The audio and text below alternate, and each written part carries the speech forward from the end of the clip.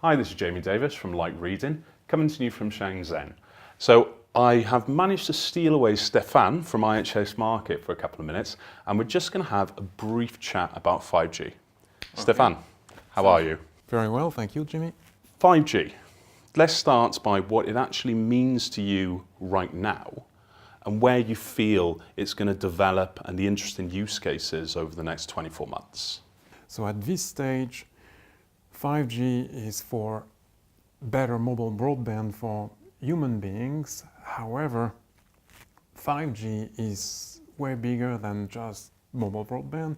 5G is actually an end-to-end service-based architecture that will support several categories of use cases. In order to actually enable those use cases, we use a dedicated core network.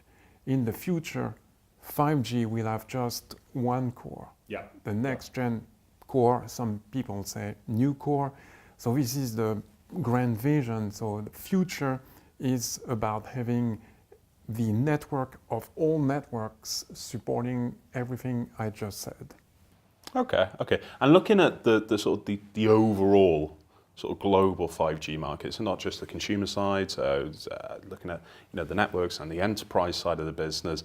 I mean, how do you see that sort of like roadmap developing? I mean, who for you is sort of leading the vendor ecosystem? Very good question. We have a very interesting dynamics that is a little bit different from what we saw in the LTE market 9 years ago. 9 years ago, we had the early adopters in Korea and the United States, and China, the large market, was not there. So as a result, we had the Western vendors leading the action. This time around, this is very different. Everybody has good products. However, if you look at the dynamics of the market, Huawei is in the driver's seat, is number one, because dynamics is very different from what we saw 9 years ago with LTE. For the first time in telecom's history, we have China on board from day one, which is very unique because of the magnitude of the market. We have 4.78 million InnoDBs in China, something you cannot see anywhere else on the planet. Yeah.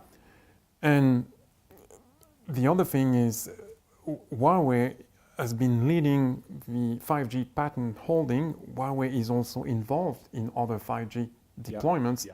So as a result of that dynamic, really Huawei is leading the other vendors in the 5G market.